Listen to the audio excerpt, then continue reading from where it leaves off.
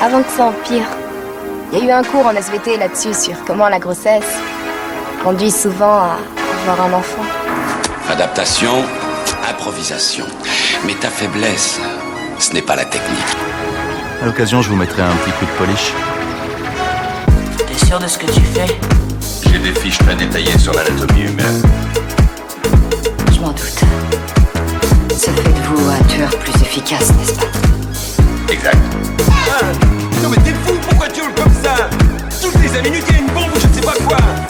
Bonjour à tous et bienvenue dans notre podcast 3 Actus Ciné sinon rien, avec moi pour m'accompagner Moss. Bonjour tout le monde. Et Gino. Hey, salut. Le principe de l'émission est simple, on commentera 3 actus qui ont secoué les réseaux sociaux, on en débat ensemble dans les cases commentaires afin que vous puissiez également vous exprimer. Nous essaierons dans la mesure du possible d'y répondre. Martin Scorsese aux abois, le rire machiavélique d'Emma Stone en Cruella et Joker chez Ari Aster, ça commence maintenant.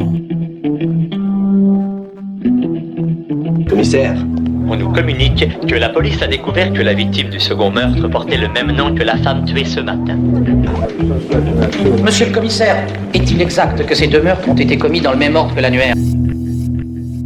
Première news, Martin Scorsese fait une nouvelle sortie contre le streaming. Dans un essai intitulé Il Maestro est dédié au maître du cinéma Federico Fellini, Martin Scorsese en profite pour remettre une couche sur le streaming et ses dérives associées. Martin Scorsese n'a pas sa langue dans sa poche, on le sait depuis belle lurette, et même ses coups de colère font parfois sourire. N'oublions pas qu'il vient d'un ciné qui voit son art muter à la vitesse de la lumière sous ses yeux, et pas toujours au profit des artistes. C'est justement ce qu'il dénonce autour de quelques paragraphes dans cette tribune qu'il signe dans le Harper Magazine. Bien qu'il ait lui-même réalisé un film diffusé sur Netflix, The Irishman, Martin Scorsese ne se prive pas de rappeler les dérives de l'industrie du streaming et leur impact sur le monde du cinéma. Il écrit, ou en tout cas il dit, il y a 15 ans à peine, le terme contenu n'était entendu que lorsque les gens discutaient sérieusement de cinéma et il était difficile de différencier par rapport à la forme. Puis peu à peu, il a été de plus en plus utilisé par les personnes qui ont pris le contrôle des médias, dont la plupart ne connaissaient rien de l'histoire de cette forme d'art, ou même ne s'en souciaient suffisamment pas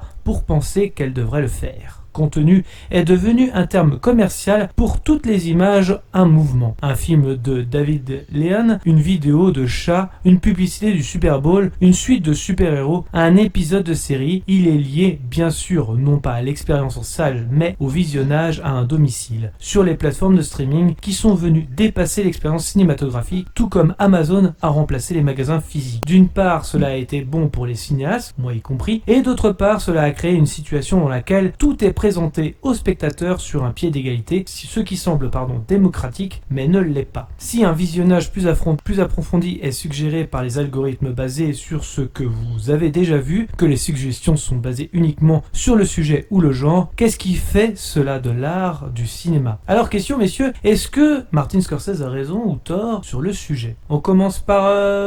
tiens Moss. J'allais laisser Gino, mais bon, c'est bien aimable à vous.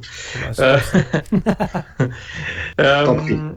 Alors, autant je suis pas un fan de la première heure, loin s'en faut, de la filmographie de Scorsese, comme quoi, voilà. Enfin, je reconnais que le mec a du talent, évidemment, fait des bons films, mais c'est que les thématiques abordées dans ces films, la plupart des temps, je suis pas forcément un grand fan, mais bon, voilà. Pour autant, là, je suis plutôt d'accord, même très d'accord, j'irai avec ce qu'il vient de dire, parce que c'est vrai que c'est ce que je reproche moi-même souvent, c'est qu'on a une époque où, avec la multiplication notamment des plateformes de streaming, alors c'est très bien, ça fait plein de contenu, justement, mais peut-être que, on est submergé justement de contenu et même des vraies œuvres de qualité sont noyées dans la masse finalement et on consomme encore une fois maintenant du contenu justement comme on consomme du McDo quoi. C'est limite presque des fois aussitôt vu, aussitôt oublié. J'exagère un peu mais voilà. On est plus dans une philosophie de quantité que de qualité, j'ai l'impression. Ce qui est un peu dommage, justement, la pratique, comme on dit, du binge-watching. Moi, je sais que, autant moi, je suis quelqu'un qui peut m'enchaîner 2-3 films à la suite, bien motivé, un week-end et tout. Quand là, je suis à fond, je suis d'accord. Mais là, maintenant, c'est genre, t'enchaînes les séries. Si t'as pas vu 3 séries dans le mois, c'est que t'es à la masse, quoi. Enfin, tu sais. Et c'est vrai que là, je suis assez d'accord avec lui là-dessus. Très à la masse, alors. Non, mais c'est vrai, souvent, c'est regarde, comme on dit, la célèbre phrase, t'as regardé quoi sur Netflix, machin, tu sais, c'est toujours les phrases comme ça, bah, c'est un peu aussi dire, tu vois, comme si c'était, enfin, pas une obligation, mais t'as presque une sorte de pression sociale indirectement, enfin, j'exagère avec le mot pression, on va pas pousser Imagine non plus, la pression de Gino pour Game of Thrones, hein. Mais vas-y, continue. Ah, bah oui, carrément, voilà. Bah, ça fait faut toujours voir, et finalement, ouais, tu vois, tu te dis, au final, tout est épisodique, même pourtant des œuvres qui mériteraient peut-être de rester plus de passer à la postérité, peut-être, enfin, il n'y a que le temps qui peut le dire, mais c'est vrai que voilà, tout se noie dans la masse, et c'est vrai que ces plateformes de streaming-là, bah, tu vois, maintenant, en plus, là, avec la période Covid qu'on connaît, bah, il n'y a même plus de ciné chez nous, en tout cas, et ce qui, des fois, pouvait être un événement en sortie ciné, bah, maintenant, c'est une sortie comme une autre. Encore une fois, c'est banal. Et ça banalise, et c'est vrai que c'est un peu dommage. Donc, bon. Donc je suis complètement d'accord avec Scorsese là-dessus. C'est quelqu'un, lui, un peu la vieille école, c'est sûr, mais là, je trouve qu'il a raison. Et après, c'est une mutation aussi du monde dans lequel on vit, hein, mais c'est vrai que je la regrette aussi à ce niveau-là, en tout cas. C'est les variants du cinéma, quoi. Ouais, c'est ça. Ouais. Après, je suis pas vous de votre côté, mais... Et toi, Gino, du coup? Eh bien, écoute, déjà en premier temps, moi, j'ai autant te dire que je suis pas forcément d'accord avec Meus sur, enfin, du moins, j'aurais pas le même avis que lui sur la filmographie de Scorsese, bien que tout ne soit pas excellent, j'en conviens aisément. Je trouve que c'est un metteur en scène et un réalisateur qui maîtrise assez bien les sujets qu'il souhaite mettre en évidence, ouais. dont il construit les histoires ou les adaptations qu'il peut faire. Donc là-dessus, voilà, mais ça fera peut-être l'objet d'un futur podcast, on verra. À l'avenir, c'est pas le sujet du jour. En revanche, voilà, c'est le terme enfin, tu as employé une formule que j'allais également appliquer. Je trouve que Scorsese, justement, par ses déclarations, déplace le curseur du contenu, de la qualité auparavant vers la quantité d'aujourd'hui. Et c'est une nouvelle définition qu'il apporte à ce terme de contenu. En revanche, il est vrai que voilà, moi je suis pas dans cette mouvance de me dire si j'ai pas regardé 3 séries dans le mois, je suis à la masse ou quoi que ce soit. C'est vraiment, je reste encore une personne qui va regarder un film ou une série sur le coup d'une envie comme ça. Ça correspond à un moment, je sais pas. C'est comme une envie de pisser. Voilà, je me sens pas complètement submergé par la pression ou le contexte actuel qui fait que tout le monde parle d'une série ou d'un film et il faut absolument le voir parce que c'est tellement hype, ce genre de choses. C'est pas ma manière de fonctionner. Il est vrai, par contre, que si je devais regarder que mon avis personnel, ma consommation de films, par contre, a largement augmenté, comme tu dis, grâce aux périodes de confinement, mais également aux divers contenus, comme tu dis, des plateformes. Pour la simple bonne raison, c'est que notamment aujourd'hui tu as encore plus de temps aussi pour consommer tes films et tes séries, dans le sens où elles sont plus longuement disponibles sur ces mêmes plateformes. Quand je me souviens qu'il y a encore 10-15 ans, par exemple, un film qui sortait sur Canal+, ne passait que 7 fois, par exemple, pendant la durée de période 7 ou 8 fois. Tu avais le fameux compteur qui t'indiquait c'était la telle diffusion du film et si tu l'as loupé, c'était mort. Il fallait que tu attendes la sortie sur une autre chaîne ou que tu ailles t'acheter le film. Aujourd'hui, tu as des phases de 3, 4, 5 mois pour regarder ton film, donc tu n'es pas non plus pressé par le temps et forcément, tu peux en accumuler. Et puis, il peut y avoir des fois, comme tu dis, tu peux être amené à regarder 3, 4 films d'un coup, ce genre de choses. Mais je suis assez d'accord sur le fait qu'aujourd'hui, on ne parle plus du contenu réel d'un film, c'est-à-dire son scénario, sa mise en scène, ses dialogues, sa réalisation technique aussi à la fois. Donc c'est ce genre de choses que je comprends. C'est un peu, voilà, moi j'assimilerais que ce qui manque, que cette définition du contenu d'un film à proprement parler, comme on peut le comparer par exemple au contenu d'un match de foot, comme on a souvent tendance à le rapprocher. Eh bien, je trouve que ça manque en effet, et qu'aujourd'hui, que le contenu ne soit plus qu'un catalogue ahurissant de films disponibles, comme tu dis, qui peuvent être oubliables à force et noyés dans la masse au fur et à mesure des je sais plus, des lectures, pardon. C'est vrai que c'est un peu un peu embêtant. Et puis il parle aussi, il met en évidence ce côté où tu as des algorithmes qui te proposent tel ou tel choix de film aussi. On te guide aussi vers certains films à regarder et tu n'as plus forcément ce plaisir de chercher. Mais aussi chercher sur ce genre de plateforme, c'est énervant. Oui. Parce que des fois, tu peux être une demi-heure, 3 quarts d'heure. Tu peux être une demi-heure, 3 quarts d'heure sans trouver. Ouais, voilà. Voilà. Alors, et toi, Gauthier, qu'est-ce que t'en penses? J'avais une autre question avant. Je vais vous dire à peu près ce que j'en pense juste après, mais j'avais une autre question et là elle va être un petit peu entre guillemets bâtarde cette question. Est-ce que il y a un film qui vous a marqué, contenu original, quelle que soit la plateforme, si vous deviez en retenir qu'un? Je crois que j'avais évoqué moi lors des découvertes de l'année 2020 sur notre podcast et c'était attention, c'est pas non plus une claque, c'était The Highwaymen, l'histoire de Bonnie and Clyde avec Kevin Costner et Woody Harrelson que j'avais trouvé intéressant.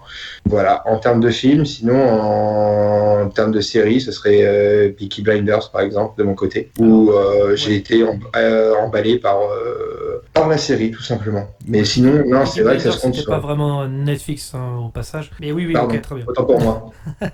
C'est au travers de la plateforme Netflix que j'ai découvert. Non, mais c'est intéressant. Je vous pose la question, c'est vraiment pour mettre en évidence que c'est pas forcément des films qui restent en mémoire, mais justement, ça se trouve, vous en avez un, donc je voulais vous poser la question. Et toi, Amos, est-ce que tu as un film qui a retenu ton attention sur des contenus originaux? On reste sur le cinéma, parce que séries, effectivement, il y en a pas mal, mais... Allez, cinéma, je te dirais, moi, que de ce que j'ai pu voir, pareil, ça faisait partie des films que j'avais évoqués lors de notre bilan de 2020. Il m'a pas non plus marqué au point de me dire extraordinaire, il me le faut, mais j'ai passé un bon moment devant et j'ai trouvé ça plutôt bien fait. C'est le film, alors je vais me tromper un peu, vous allez excuser mon accent anglais, c'est le film Extremely Wicked, Shockingly Evil and Vile, alors paye ton titre déjà. C'est le film avec Zac Efron, c'est un serial killer... Attends. Ouais, Ted Bundy, c'est ça. Ted Bundy, voilà. Mais je me rappelle plus là, parce que le titre que tu as évoqué, c'est un titre allemand que tu as. C'est ça, exactement. C'est plutôt Bavière, côté de la Bavière, je peux t'as reconnu. Mais tu vois, ce film-là, pour le coup, j'ai trouvé plutôt très bien fait, bien interprété, tout ça. Après, de là à dire que c'est marquant, bon, je sais pas si j'irai jusque-là, c'était bien. Voilà, c'était bien. Mais bon, c'est vrai que. Après, tu vois, de toute façon, le bilan que je dirais, c'est que autant sur ce genre de plateforme, j'ai pas vu beaucoup de films, pour l'instant, mon humble expérience, qui m'ont marqué. Mais j'ai envie de dire, je peux faire le même constat ces dernières années sur le cinéma tout court. C'est-à-dire qu'il y a peu de films justement, c'est ce que j'allais dire. Pour donner un petit peu mon avis, en fait, là-dessus. Vous allez me dire ce que vous en pensez par rapport à ma petite analyse. Alors, attention, je pense que, il y a des petites choses peut-être à rajouter derrière, mais voilà. Pour ma part, je vais pas revenir sur la filmographie de Scorsese, il y a du bon et du moins bon, mais j'aime beaucoup ce qu'il fait en général. Comme tout réel. Comme tout réel, voilà, c'est ça. Et je pense qu'il a effectivement raison sur le sujet. Il suffit de regarder les films sur les plateformes de streaming, ils ne laissent pas forcément une trace indélébile dans nos mémoires, et il sera difficile pour ce genre de film de devenir culte dans les prochaines années, et ce pour plusieurs raisons. Bien évidemment, là, ma petite étude se charge surtout sur la partie cinéma. J'ai mis de côté les séries pour appuyer mon propos, mais quoi qu'il arrive, ça vaut aussi peut-être aussi pour cette section. Premièrement, déjà, ces films, ils sortent pas forcément tous en physique, que ce soit Blu-ray, DVD ou 4K. Donc il est difficile d'avoir une quelconque empreinte, par exemple dans une bibliothèque, où vos invités ne regarderont pas avec curiosité le synopsis du film, et vous ne vanterez pas non plus les mérites de celui-ci. Non, car une fois vu, le film repart presque caché dans l'algorithme, on l'a déjà dit dans la plateforme, où il ne reste que les suggestions de quoi regarder par la suite. Et si la plateforme décide de le retirer, le film tout simplement disparaît. Donc c'est très compliqué pour un film de survivre quelque part dans ce genre de plateforme. Donc, deuxièmement, aussi, un film de plateforme n'a pas le même budget qu'une sortie salle. Je suis un petit peu comme ce vieux Spielberg, je ne crois pas non plus que les plateformes feront disparaître les salles de cinéma. En vérité, une sortie salle fait largement plus de bénéfices qu'une sortie streaming. Il suffit de voir les chiffres de Wonder Woman 84 pour s'en rendre compte. Cependant, une plateforme avec les abonnements, puisque ça engendre des abonnements, c'est ce qui s'est passé pour HBO Max pour Wonder Woman 84, malgré que les chiffres n'étaient pas aux attendus, pour se projeter plus facilement quand une sortie en salle est presque presque devenu un coup de poker parfois. Donc la projection permet de lancer des budgets, certes, enfin la plateforme permet de lancer des budgets certes moindres qu'un film de cinéma, mais le budget est plus contrôlé et rassure les investisseurs. Moins de risques certes, mais moins de budget quand même, ce qui ramène à un autre problème, la façon de faire un film ou, j'ai envie de dire, un téléfilm. Car oui, si un film c'est 2 minutes utiles par jour, un téléfilm c'est entre 5 et 6 minutes utiles par jour. On parle de minutes utiles pour les spectateurs, enfin pour les auditeurs. La minute utile c'est ce qu'on garde dans le long métrage dans une journée de tournage. Donc ce qui fait que le film se fait trop rapidement, ou en tout cas rapidement. Un réalisateur ne va pas réfléchir ses plans comme pour une salle. Il va même être moins créatif faute de temps. Troisièmement, en vérité, le contenu, et là je rejoins ce que dit Mus, existe bel et bien avant les plateformes. Prenons une date, 2015, Jurassic World, Terminator Genesis, ou même encore ce bon vieux Star Wars épisode 7. Suite de franchise non pas basée sur un produit cinéma, mais plus comme une friandise à base de nostalgie sans véritable âme. Ces épisodes sont juste là pour emmagasiner dans les sagas, pour leur apporter du contenu gonflé pour les coffrets, question physique, apporté par la suite également, et aussi pour les plateformes, également pour ajouter aussi encore une fois du contenu. Mais finalement ce n'est pas forcément la faute des plateformes qui gonflent le contenu, mais plus une véritable intention, car en vérité le cinéma en salle le faisait bien avant. Les deux peuvent cohabiter finalement, à vous de choisir entre le cinéma de demain ou si vous préférez le contenu de demain. Voilà, ça c'est un petit peu on va dire les faits par rapport aux plateformes. Comme disait Mush tout à l'heure, le contenu existe bien avant les plateformes. Il y en a eu énormément de franchises qui ont été... On n'a pas compris ce qui s'est passé d'ailleurs, la plupart des franchises ont été détruites et ça gênait pas forcément les studios, ça a ramené les gens, on s'en fout. C'est un peu l'idée. Et on n'était plus sur des produits de cinéma depuis. Je sais pas si vous êtes d'accord avec ma petite analyse. Si, complètement. Ton analyse est très pertinente, très, très juste. Et c'est avant que je ne puisse intervenir, au même moment, je pensais à cette notion que tu indiquais. Tu vas comprendre ce que je veux dire, c'est que aussi il y a le ressenti de la manière dont on regarde un film sur une plateforme ou quand on va au cinéma. Au cinéma, on s'attend à voir un spectacle, quelque chose de grandiose. Donc c'est pour ça aussi qu'il y a cette profusion de moyens différentes sur la création et la réalisation d'un film. Et quand tu es dans ton fauteuil, tu t'attends à avoir quelque chose de grandiose, d'exceptionnel, une expérience cinéma. Quand tu regardes un film sur ta plateforme, tu le regardes un peu de manière un peu plus indifférente, sans forcément être complètement détaché du film. Tu le regardes un peu plus différemment. Parce que tu te dis, si je m'endors, c'est pas trop grave. Je peux toujours le revoir. Je peux toujours couper aussi ma sélection. Je peux revenir dessus. Voilà, tu as cet esprit peut-être, comme tu dis, un peu téléfilm qui aussi, forcément a un impact sur la qualité du produit fini. Mais justement, c'est en ça qu'il faut peut-être que je nuance mon propos de tout à l'heure, c'est que par rapport au budget qu'ils ont, c'est vrai qu'on ne peut pas leur demander non plus la lune pour la réalisation de leur propre film jusqu'à aujourd'hui. Justement, peut-être que, tu vois, ils privilégient parce que normal, en fait, pour eux, c'est fournir du nouveau contenu régulièrement. C'est comme ça qu'ils font de la pub autour de leur plateforme, etc. Mais tu vois, peut-être que aussi, pour avoir des films plus marquants, peut-être, je sais pas, je leur dirais, c'est pas leur stratégie évidemment, mais faites peut-être un tiers de films en moins, mais mettez plus de budget pour chaque film que vous faites, parce que faisez ça. Que vous faisiez. On va faire un tour sur la conjugaison. Voilà. Et non mais voilà, tu vois, du coup faites-en peut-être un peu moins, mais avec plus de budget, plus de moyens, plus de, tu vois, de grandiose. Enfin après, il n'y a pas que le grandiose qui fait la qualité du film. Mais et du coup, on a peut-être des films plus marquants, du coup moins nombreux, mais avec plus de budget, donc forcément plus grandiloquent et plus marquant. J'en sais rien, après c'est... Non, mais c'est possible, mais c'est un pari quand même qui serait un peu risqué, je pense, pour cette plateforme-là. Ils le feront jamais. Si tu veux.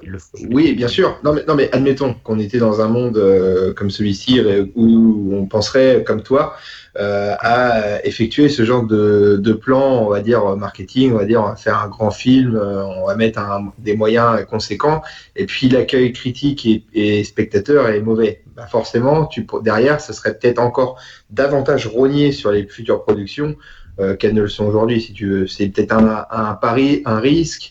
Comme tu signalais, le contenu existait bien avant les plateformes, et c'est peut-être aussi dans malheureusement, c'est peut-être aussi notre côté de société de consommation où à vouloir Oui, tout il y a à un l'instant peu de ça. T.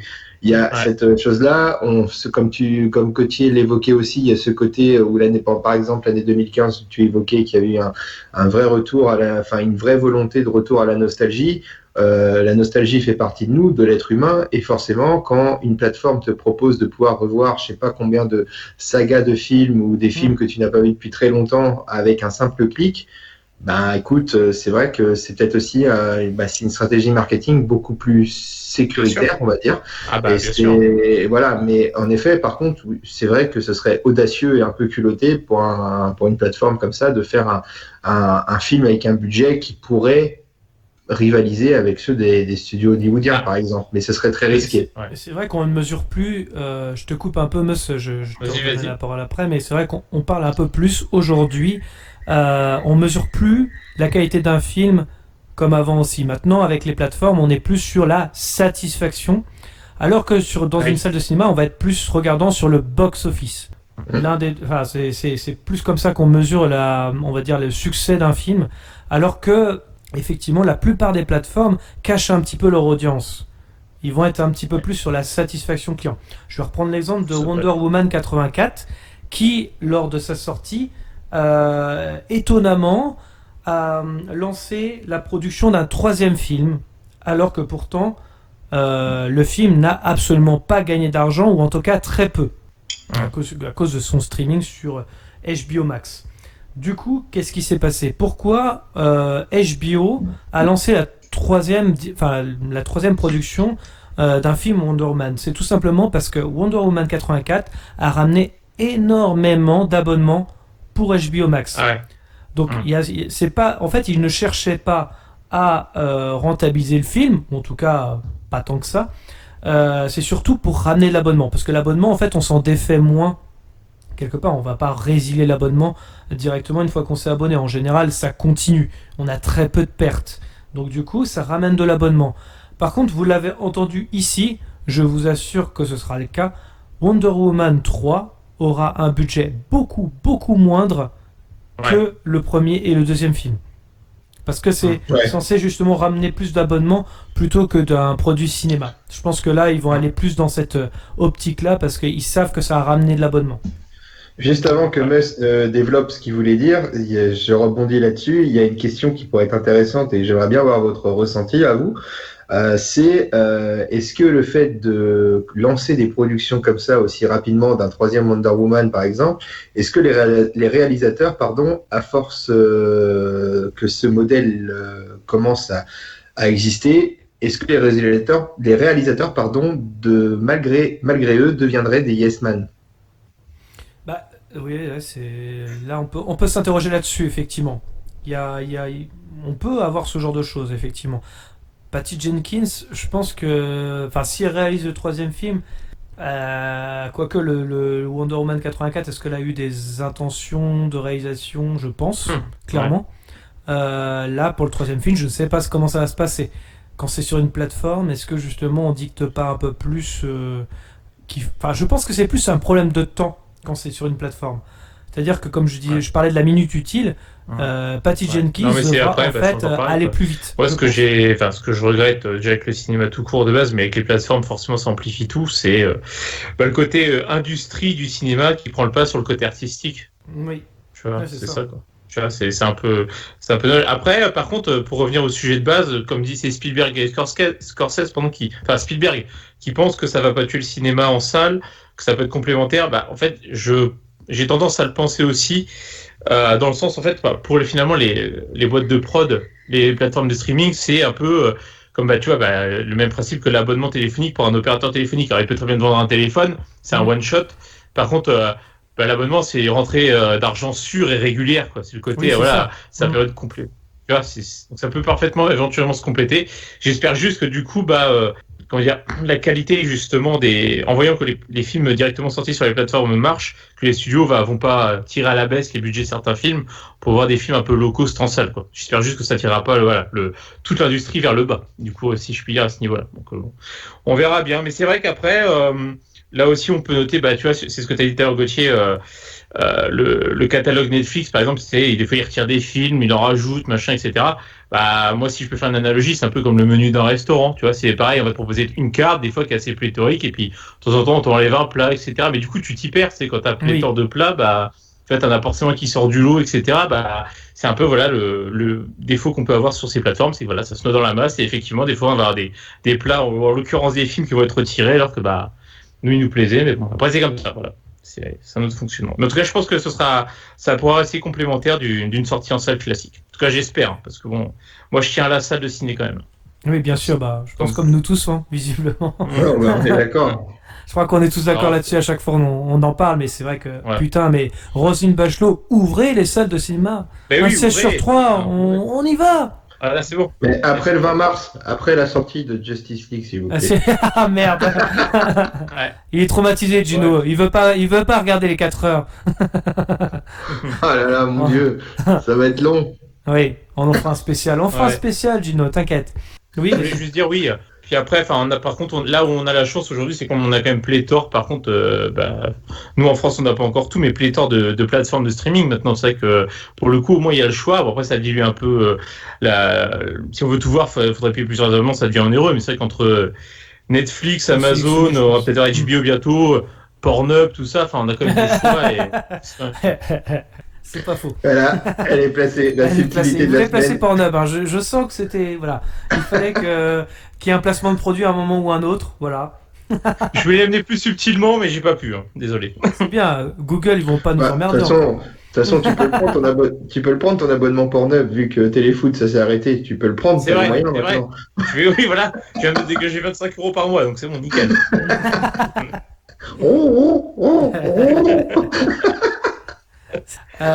Du coup, on va passer à la deuxième news, à moins que vous vouliez rajouter quelque chose ou... Non, on peut passer à la deuxième news. Je voulais juste signaler que mon imitation du pigeon était très mauvaise, quoi. C'est vrai, j'ai remarqué, mais je voulais pas te...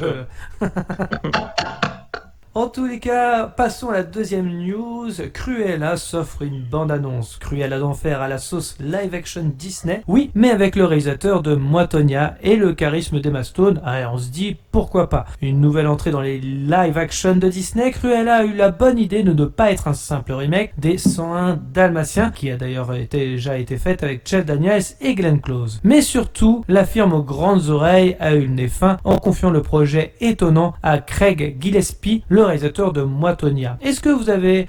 qu'avez-vous surtout pensé de cette bande-annonce? On commence par Gino? Allez, écoute, j'ai regardé cette bande-annonce, comme on en regarde assez souvent pour nos émissions, et une fois de plus, je dois dire que je suis impatient d'aller voir Cruella. Ça, qu'est-ce que j'en ai à branler, sérieux. C'est incroyable, si tu veux.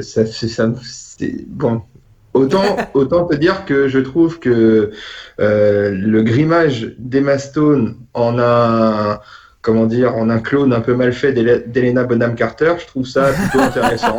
Voilà, pourquoi pas. Mais bon, si tu veux, ça me fait penser un peu à ce qu'on avait échangé sur un peu à l'époque sur le podcast où on évoquait des super-héros qui se multipliaient et qui ont passé aux super-vilains.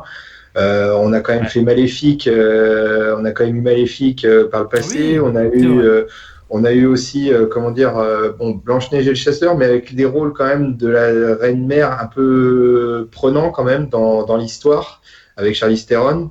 Et là, on se retrouve avec Cruella. Donc, est-ce que c'est le début d'une saga des méchants? Peut-être que nous aurons le film Scar, peut-être. À la fin, t'as Scar Jafar. En page générique. Peut-être qu'on aura Jafar, quoi. Voilà. Ouais. Jafar, je suis coincé. mais voilà, honnêtement, voilà, ça m'a laissé vraiment indifférent cette bande-annonce. Et d'ailleurs, je crois qu'il y a un dessin animé avec tous les méchants, Bah, Disney. ça, Non, en dessin animé. si on cherche bien, ça devrait pouvoir se trouver. Hein. Je pense que ouais, ça devrait pouvoir se trouver. Non, parce Mais, que ça se trouve, t'as mis le doigt sur quelque chose. Ça se trouve, on est sur un début de franchise, on n'est pas au courant, et à chaque fois, il y aura une scène post-générique. Mais ouais, il y a Scar qui arrive avec les ils ont patous. vu des idiots au Comic Con, tous habillés en méchants Disney. Ils ont dit, oh, on peut en faire un film. Non, mais plus sérieusement, voilà, la bande-annonce d'histoire, enfin, je trouve qu'elle est très peu mise en avant dans le scénario. On se concentre vraiment sur le personnage. Bon, après, le titre emporte, le film emporte le titre, donc c'est ce qui est logique. Mais si je devais juste retenir une chose, je trouve que c'est que les décors, du moins, semblent être respectueux du dessin animé qu'on connaît de base des 100 Dalmatiens, hein, cette espèce de Londres un peu des années 40, si je dis pas de conneries, années 30, années 40. Bon, pourquoi pas, mais honnêtement, ça m'emballe pas plus que ça, quoi. Je vais être honnête, hein, les productions, les films Disney, moi, ça me... Alors là... Voilà, je sais pas ce que vous en pensez. Bon, vous, je sais que vous aimez bien les princesses Disney à la base, mais est-ce que les méchants Disney vous intéressent? Ah, c'est la question, ouais, Meus. C'est la question coquine. La question la question in. C'est la question Ouais, coquine. Moi, je crois qu'on sait maintenant l'amour que je porte à Disney depuis quelques années. Non, par contre, au-delà de ça, la bande-annonce, je la trouve objectivement super bien faite. C'est-à-dire que visuellement, en même temps, ils ont les moyens là-dessus. Puis les films Disney sur le plan technique, Ils ont full pognon. par contre, ils sont toujours bien faits, quoi. Donc, non, pour le coup, j'ai vraiment le rendu, j'adore. Enfin, je trouve que c'est super bien fait. C'est assez classe. Emma Stone, de toute façon, c'est une excellente actrice, on le savait déjà, et elle a l'air super dans le rôle. Ça, j'en ai aucun doute là-dessus. Ça se voit qu'elle a investi. Et franchement, je pense que le film en soi peut être bien. Mais je pense que tout simplement, en tout cas moi personnellement, c'est sûr, je me considère pas comme la cible de ce film, évidemment, et que je suis un peu comme Gino, j'en ai un petit peu rien à carrer. Combien même il a l'air bien fait. Là, par contre, où je sais le truc, pareil, je conchis un peu les live-action Disney parce que c'est de la facilité, c'est de la paresse, tout simplement, de la part du studio. Néanmoins, là, vu que c'est pas direct une réadaptation d'un dessin animé existant déjà. Fait, ouais. Ouais, c'est ça. Du coup, quelque part, il y a peut-être plus de liberté créative, peut-être dans l'histoire, etc., dans le développement. Donc, à voir, pour le coup, ça peut être intéressant pour ça. Mais voilà, après, normalement, ça m'intéresse pas plus que ça en ce qui me concerne. Et puis, je pense que, pour être honnête, de toute façon, ça ne vaudra jamais les 102 Dalmatiens avec Gérard Depardieu. Ça, j'en suis certain. C'est ce que j'allais dire. Avec en tout cas, ça a l'air mieux que Mulan, quand même. Cheveux qu'il avait dedans. Oui. C'était affreux. Oui. C'était quoi? C'est une coupe un peu mulet, quoi, qu'il avait. Ah, mais tu oses critiquer GG? Attention. Ouais, c'est vrai. Alors là... Tu te rends compte qu'il peut est pas pas tourné avec Gérard Glenn Close, Depardieu. c'est pas rien. Bah non, c'est clair. Ah, mais quelle horreur, ces films. Ah oui, j'avoue. Et c'est vrai qu'ils auraient fait 102 Dalmatiens, putain. Le meilleur film de Disney, ça restera, et ça reste Flubber. Quelle horreur. Étant gosse, je suis sûr que moi vous l'avez adoré, mais avec des yeux d'adulte, Gauthier, tu peux confirmer, c'est pas Je terrible. l'avais vu au cinéma et c'est vrai que pareil, j'étais gosse, j'avais beaucoup aimé et je l'ai revu sur Canal+, voilà. En fait, je m'étais fait chier devant. Et Oui, c'est normal, hein. Ouais. Et c'est vraiment une horreur. Encore aujourd'hui. Voilà, mais en tous les cas, pour cette bande-annonce, oui, je rejoins un peu ce que vous avez dit, hein. C'est super bien fait, il y a full pognon, Ouais. on est effectivement sur des effets réussis. Emma Stone, je doute pas de sa qualité d'actrice, quoique j'ai l'impression quand même, je sais pas ce que vous en pensez, Cabotine. Cabotine, ah ouais, Un petit peu. c'est un peu, mais voilà. complètement. Et Ouais, c'est le rôle, hein. J'ai envie de dire, mais bon. c'est ça. Le personnage est Glenn extravagant Close, je de sais pas, base, elle avait oui, cette- c'est sûr. Ouais. Mais... Ouais. Glenn Close, par exemple, elle avait plus cette, je sais pas, il y avait un truc un peu moins. Caricatural? Ouais, j'ai envie de dire. Je sais pas comment on dit, enfin, il faudra que je revoie les 101 Dalmatiens pour me dire ça, mais je crois que ça passait plus. Ouais, ouais. Là, on a l'impression qu'elle imite Glenn Close. Vous voyez ce que je veux dire? Ce qui est différent. Ah, je Ouais. vois ce que tu veux dire. En tous les cas, c'est vrai que cette bande-annonce, j'avais l'impression, c'est un peu ce qui a été dit sur les réseaux sociaux d'ailleurs, qu'ils essayaient de faire leur Joker Oui. de Warner Bros. Je sais pas ce que vous en avez pensé là-dessus. C'est vrai. Surtout ce... Allez, je suis fou, enfin je suis excentrique, regardez. Ouais. Ouh. Ouais, c'est un peu ça. On sent Voilà. aussi qu'il y a le côté victime également qui en ressort beaucoup Ouais. dans la bande-annonce. Oui, complètement.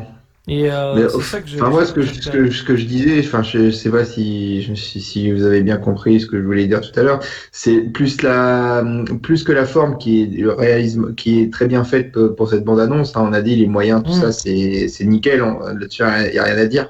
Mais c'est hormis le côté cabotinage d'Emma Stone en Cruella, bon, comme on dit, c'est le rôle qui le veut aussi. Je trouve que l'histoire est pas évoquée, quoi. Tout simplement. C'est ce que j'ai. Alors justement, j'allais y revenir. C'était mon deuxième point.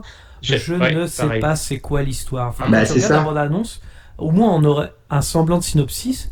Et c'est pour ça que je parlais de victime, parce que c'est plus une impression qu'autre chose.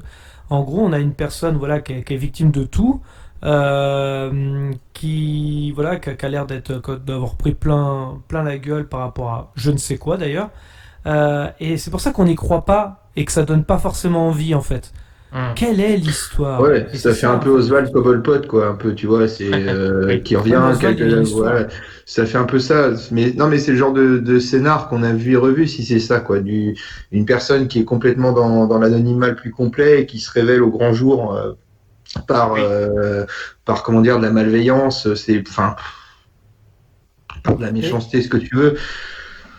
Tu vois, c'est le genre de personnage. Ça aussi aujourd'hui. Hein. Ouais, je suis d'accord avec toi. C'est un peu trop dans le sens où c'est un film peut-être un peu trop pour les psychologues se dire voilà c'est une thèse pour eux se dire comment une personne a pu devenir comme ça. C'est plus on va dire un sujet d'étude de psychologue. Moi honnêtement pour le souvenir que j'en ai du dessin animé et aussi un peu plus vague du film avec Glenn Close, la genèse de Cruella, je m'en fous. Le personnage était déjà très bien marquant comme ça. Il m'intéressait comme ça, tu vois. Oui. J'ai pas la même curiosité par exemple comment Anakin Skywalker devient Dark Vador, parce que même ça, si tu veux, c'est évoqué dans les films de la première trilogie. On évoque que c'était un chevalier Jedi qui a basculé. Ok, donc là, c'est déjà introduit dans les premiers films qu'il y a eu une bascule et que c'est intéressant de connaître cette bascule. Que là, Cruella, on s'en tape complètement, quoi. Moi, je préférais le côté, c'est quelqu'un de foncièrement méchant qui aime être méchant, quoi. Voilà. Si par contre le film prend cette tournure-là, mais là, vu comment c'est présenté, on sent que c'est quelqu'un qui limite était un peu l'introverti d'un groupe, d'une société, de ce que tu veux, et qui allez, je reviens et puis je défonce tout le monde, quoi. Ça fait un peu cet esprit-là, et c'est ça qui me gêne, quoi. Est-ce que j'en viens à une autre question en fait. Est-ce que vous connaissez un petit peu le réalisateur, donc Craig Gillespie ou Gillespie, je sais pas comment on dit exactement, qui a réalisé Moi, Tonya avec Margot Robbie, qui a été d'ailleurs nominé aux Oscars pour le rôle. Est-ce que vous avez vu ce film? Est-ce que vous savez justement peut-être mettre en parallèle avec Cruella, je ne sais pas. Est-ce que vous avez vu ce film sur cette patineuse artistique? Non, je l'ai pas vu, mais je connais l'histoire. Je connais l'histoire qu'elle évoque. Par contre, c'est Tonya Harding et aux Jeux Olympiques, et c'est comment elle s'appelle la deuxième, Elisabeth. Je sais plus où elle est agressée Oui, c'est ça. pendant une finale ou une demi-finale de Jeux Olympiques ou de tournoi de sélection olympique, je sais plus. Oui, c'est à peu près ça. Alors, je me souviens plus si c'était une finale ou une demi-finale, mais en tous les cas, oui, effectivement, c'est un peu l'idée de l'histoire. Est-ce que toi, monsieur, l'avez vu ou pas? Ou pas du tout? Non, pas du tout. J'ai vu la bande-annonce à l'époque, etc. Je sais qu'il a plutôt des bons retours. Après, non, j'avoue. J'ai regardé la filmographie quand même. Ouais, il est bien fait, ouais. Parce que la filmographie du réalisateur, après, bon, elle est pas très conséquente, mais elle semble plutôt honnête, en tout cas, de ce que j'ai pu voir. Donc, pour ça, je pense que ce sera plutôt bien fait sur le papier. Moi, je suis plutôt optimiste, je dirais. Même si, encore une fois, ça me donne pas plus envie de le voir que ça pour autant. Mais je pense que ce sera plutôt bien fait. Et qui sait c'était quelle société de production qui avait fait Moi, Tonya? Enfin, quel studio? J'avoue que je n'ai pas d'informations. Ok. Non, mais par contre, c'est ça, à voir ce que ça va donner dans le cosmos Disney, quoi. Non, mais voilà, ouais, après, je sais qui réalise, qui pense ses plans. Enfin, c'est plutôt bien fait en général. C'est pas des grands films, encore une fois. On peut facilement oublier Moi, Tonya, mais c'est plutôt bien fait. Enfin, franchement, je veux dire. C'est pas quelqu'un qui va faire un plan à l'arrache sans savoir ce qu'il doit dire. Il y a quand même une réflexion derrière. C'est plutôt bien fait. Et là où je vais rebondir juste Si vous me permettez, je vais revenir juste sur, comme vous aviez évoqué juste avant, le traitement du personnage du coup de Cruella. Le côté un peu, comme tu as dit Gino, comment dire, délaissé par la société, machin, puis d'un coup vient un peu fou, émerge, etc. Moi, je pense aussi, j'ai l'impression que ça surfe aussi quelque part de manière dérivée sur la mouvance qu'on a depuis Deadpool sur les anti-héros côté comics. C'est-à-dire que les gens ne sont pas complètement méchants, pas complètement gentils. C'est un peu la mode du moment. On essaie de mettre de la nuance, mais la nuance artificielle dans nos personnages, en faisant nos méchants un peu plus humains pour changer un peu moins caricaturaux. Alors certes, c'est louable de base, mais le problème c'est que ils font tout ça tout le temps. Puis là, je pense, je me dis Disney, on verra, l'avenir nous le dira. Si le film vient à marcher, que ce soit au niveau argent, niveau rapport d'argent ou au niveau critique, je suis prêt à parier qu'ils vont nous adapter d'autres méchants, comme on l'a un peu caricaturé au début de cette news. Je suis sûr, tu verras Jafar et compagnie, je suis sûr on y aura droit. Je le sens, si ça marche. Il y aura un film sur Hades. En fait, c'est l'histoire de Cruella qui va devenir végane. Ça n'a aucun sens. Avec la bien-pensance. Comment ils vont faire un petit peu. Non, mais oui, carrément, c'est complètement possible. Non, pour compléter, du coup, ce que je retrouvais plus, c'était Tony Harding qui était opposé à Nancy Kerrigan. Voilà, ça m'est revenu. Et c'était dans le cadre d'une qualification aux Jeux Olympiques, si je dis pas de bêtises, par contre. Voilà. Ouais, d'accord. Ouais, je me souvenais même plus que c'était.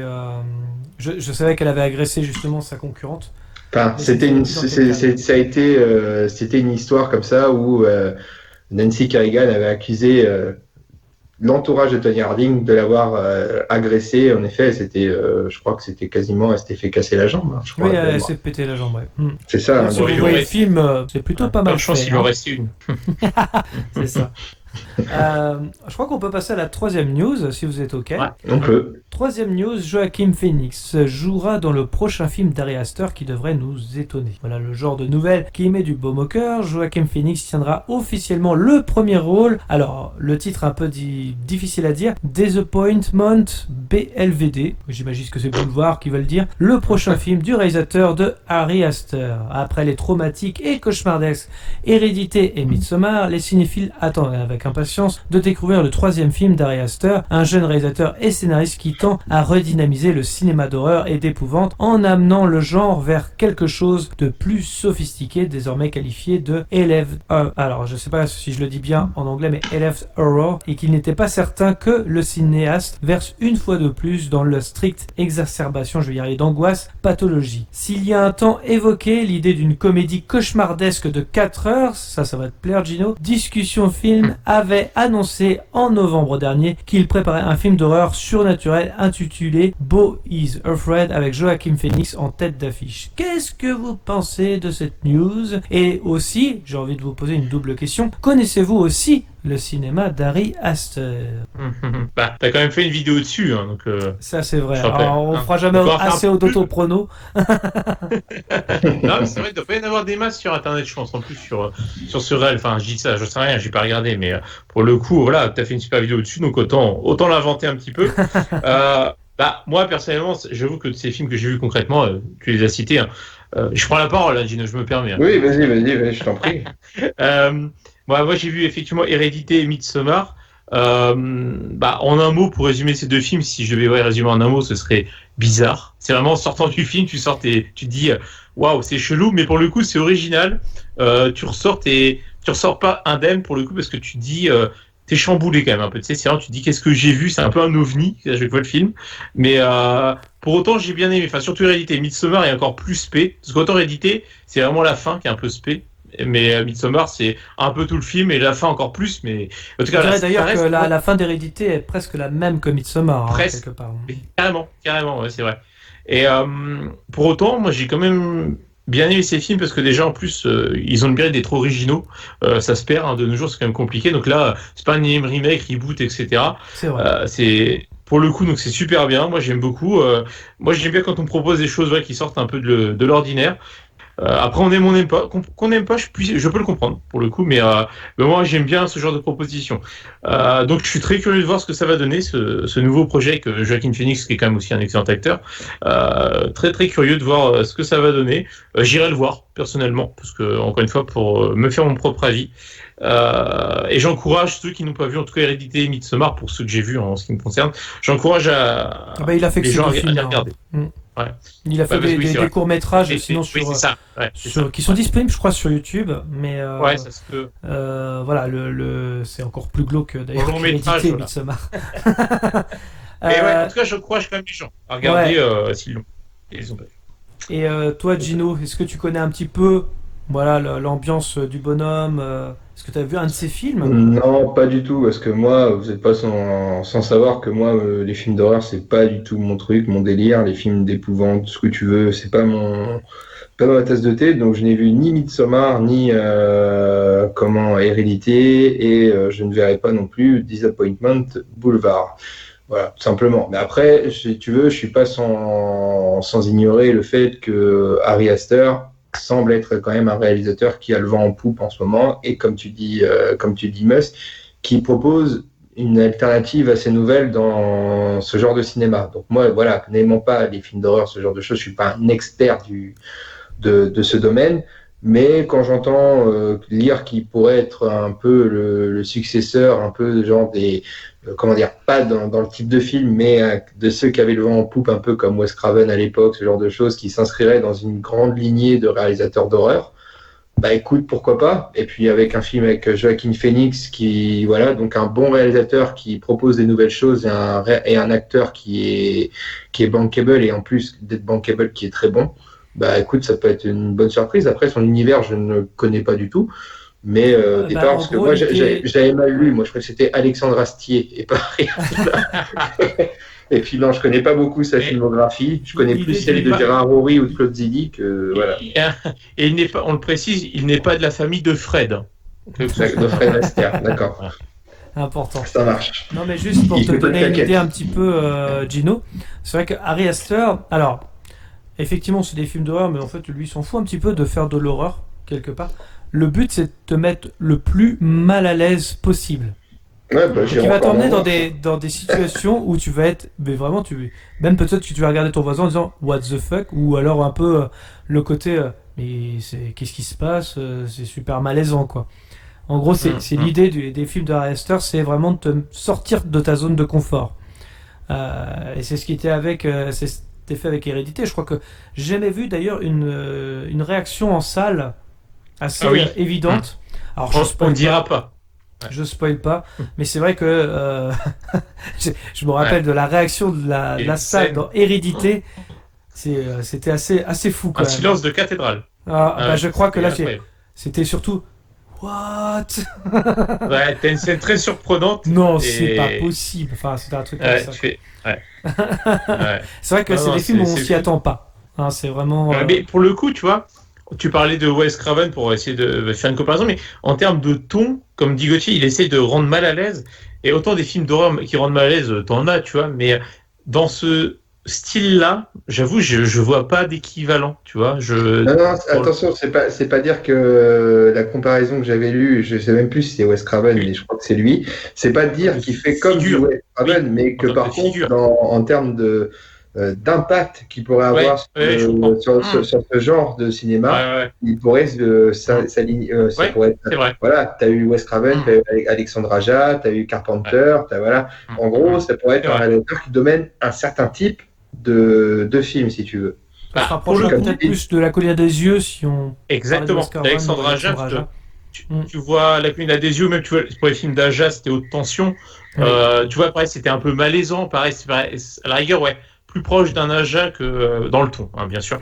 Mais oui, par contre, en termes d'emblème, je suis d'accord avec toi. C'est ça qui pourrait éventuellement, à terme. Une autre comparaison qu'on a pu faire sur Ari Aster, et franchement, honnêtement, j'y croyais pas du tout au début, parce que souvent, c'est lié à beaucoup de films sur l'affiche, mais je dirais William Friedkin aussi, un peu l'exorciste, surtout dans Hérédité. On a une sensation un petit peu. C'est très lent. Le fameux dîner en famille, pareil, je spoil pas, qui est très très long, mais heureusement qu'il y a cette longueur parce que c'est encore plus malaisant si tu le fais comme ça. Oui.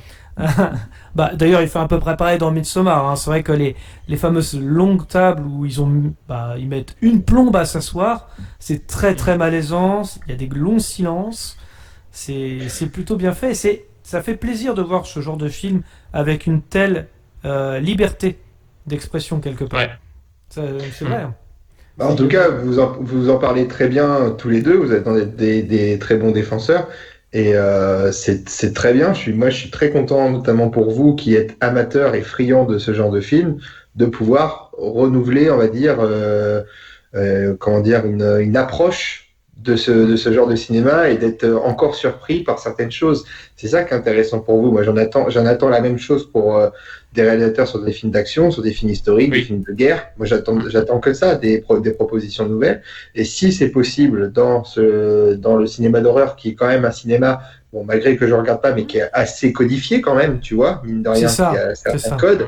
Je pense que là, de ce coup, ça devrait de pouvoir donner un gros coup de pied au cul à certains autres, dans certaines autres catégories, pour se renouveler également. C'est que c'est possible. Et voilà. Peut-être que lui a carte blanche aussi, j'en sais rien. Mais oui, un peu plus, parce que c'est les productions A24 qui fait ça. Et en fait, c'est vrai que oui, ils ont c'est du cinéma un peu d'auteur, mais voilà, qui donne carte blanche, et la production s'initie moins en fait dans ce genre de film.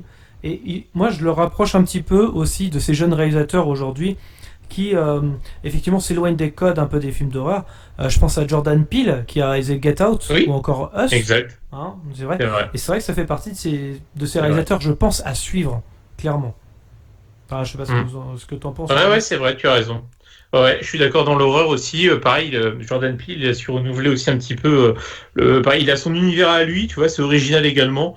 C'est vrai que c'est un bon parallèle, j'y avais pas pensé, mais effectivement, je suis assez d'accord avec toi. Moi, j'aime beaucoup ce genre de réalisateur qui ose proposer. Après, encore une fois, on n'accroche pas, je comprends parfaitement, parce que c'est spécial, faut avouer, c'est spécial. Mais au moins, voilà, je préfère ça qu'un énième reboot sans saveur. C'est déjà un plat pré-mâché que j'ai vu 1000 fois, ça m'intéresse pas. Enfin, plus, en tout cas. Donc là, pour le coup, voilà, j'ai au moins ce mérite-là, c'est un peu, tu vois, dans un style un peu plus grand public, un peu plus blockbuster. Pareil, Nolan, ses derniers films, tu vois, c'est pas été franchement une réussite dans l'ensemble. Pour autant, Nolan, moi, je le salue parce que ouais, mais tu vois, même avec Tenet, des trucs comme ça, il essaie de proposer des choses un peu nouvelles, un peu originales, tu vois. Après, on peut ne pas aimer parce que c'est pas toujours une réussite. Ça, on peut pas lui enlever. Mais au moins, tu vois, lui, voilà, il propose aussi, il essaie de proposer des nouveautés. Et là-dessus, moi, je cracherai jamais sur des réals qui proposent ça. Je pourrais cracher sur le film, le critiquer s'il est pas très bon. Mais voilà, au moins, je salue la démarche. Là, c'est pareil. Non, ça, je te rejoins quand même là-dessus. Même si j'ai pas aimé Tenet et Dunkerque, je sais que voilà, il y a du travail derrière. On va pas se mentir. On sent que comment Nolan essaye de proposer, comme tu dis, quelque chose de différent avec du pognon. Clairement, c'est pareil. C'est des budgets limités. Hein, quand Warner Bros, ils ont Nolan. Vas-y, fais ce que tu veux, quoi. Hein, tu peux y aller. Donc c'est vrai que c'est toujours intéressant. Après. Voilà, effectivement, on peut avoir des qualités derrière qui font que, voilà, avoir un scénario par exemple. Mais c'est vrai que on arrive à proposer aujourd'hui des réalisateurs encore aujourd'hui qui arrivent justement à renouveler le genre. C'est pas pour rien aussi que Jordan Peele avec Get Out, si jamais tu l'as pas vu, Gino, ça vaut vraiment le coup aussi, parce qu'il allie l'horreur et le racisme en même temps. Et c'est pas étonnant qu'ils ont gagné d'ailleurs l'Oscar du meilleur scénario original. Oui. Non mais c'est vrai, hein, ça fait plaisir. Alors qu'un film d'horreur, ça gagne jamais un Oscar, ou très peu. Ça fait justement, ces réalisateurs-là, je pense que ça fait plaisir de voir ça et d'avoir ce côté un peu original. Et non pas de contenu, finalement. Oui, on est loin du complètement, contenu. c'est vrai. Je fais le parallèle à la première news. Complètement, c'est vrai. C'est vrai. Non. Vas-y, excuse-moi. Oui, je vais dire, justement, est-ce que vous vouliez rajouter quelque chose ? Non, après, c'est vrai que... Non plus. Pour ceux qui aiment bien le cinéma d'horreur et qui n'auraient pas vu les films de Fred Astaire, j'ai dit. Fallait que tu la places encore. À force de balancer des conneries. Hein. Voilà, c'est ça. De Ari Aster, en tout cas, on conseille. Et puis, ça fait du bien. Moi, j'adore ce genre-là, perso. Donc, voilà, je prends quand c'est bon, je prends tout de suite. Donc, allez-y, foncez. Et toi, Gino, tu veux rajouter quelque chose ou Non, si, juste à la rigueur, c'est pas parce que Snyder fait un film de 4 heures qu'il faut que les autres veulent faire un film de 4 heures aussi, quoi. Faut arrêter ça. Vous rigolez, mais il y a une version longue, je crois, de Midsommar qui dure plus de 3 heures. Hein. Je l'ai pas vu personnellement. J'ai vu que la version cinéma, mais il a l'air aussi d'avoir des cartes blanches sur la durée. Alors, je sais pas s'il va faire un film de 4 heures. Est-ce que ça s'y prête ou pas ? Ça dépend. À voir, effectivement, mais je pense pas que ce soit dû à Snyder, je te rassure, Gino. Ouais, non, mais. Non, parce que sinon, on va en avoir des merdes de 4 heures, sinon, qui vont sortir. Quoi. Tu vois, Il y a des je sais bons pas, films de 4 heures qui existent. Hein. Oui, tiens, un qu'il faudra qu'on voit. Moi, je l'ai pas vu, perso, pourtant c'est un culte. C'est Danse avec les loups, qui dure plus de 4 heures aussi. Si, je l'ai vu, ouais, à peu près, ouais. Mais autant, attention, ne mélangeons pas les torchons et les serviettes non plus, quoi. Voilà. Parce que l'un des films qui dure plus de 4 heures, 4h20, c'est Il était une fois en Amérique. Oui. C'est quand même. Voilà, c'est pour ça. Bon, c'est un peu lent, mais c'est génial. Après, voilà, je suis pas impartial, j'adore ce film parce que c'est totalement ce que j'aime. Mais en effet, par contre, des fois, tu sens que ça traîne de longueur. Bah, voilà. Déjà, certains films de 3 heures, quand tu vois 3 heures qui sont proposés, tu te dis, ouais, allez, faut que je me pose. Bon, bah, je l'ai fait pour La Rivière Kwai, je l'ai fait pour Laurence d'Arabie, voilà, je l'ai fait pour des films comme ça. Mais je l'ai fait pour Titanic. Mais voilà, quoi, c'est un investissement. C'est un investissement de temps et je peux comprendre. Eh bien, écoutez. On est d'accord. S'il n'y a rien à rajouter, on peut. Non, parce que 4 heures de Bienvenue chez les Ch'tis ou de Tout ce qui brille, ce serait pas possible, quoi, tu vois. C'est différent. En tous les cas, merci à tous de nous avoir suivis. Je vous rappelle que vous pouvez clocher, commenter, mettre un pouce bleu, nous suivre sur les réseaux sociaux, Facebook, Twitter, Instagram. Les liens sont dans la description. Dans tous les cas, rendez-vous dans les salles obscures quand elles rouvriront pour de nouvelles aventures. Bonne soirée à tous. Buonasera a tutti. Salut tout le monde, à plus. Avant que ça empire, il y a eu un cours en SVT là-dessus sur comment la grossesse conduit souvent à avoir un enfant. Adaptation, improvisation. Mais ta faiblesse, ce n'est pas la technique. À l'occasion, je vous mettrai un petit coup de polish. T'es sûr de ce que tu fais? J'ai des fiches très détaillées sur l'anatomie humaine. Je m'en doute. Ça fait de vous un tueur plus efficace, n'est-ce pas? Exact. Non mais t'es fou, pourquoi tu hurles comme ça? Toutes les 5 minutes, il y a une bombe ou je ne sais pas quoi.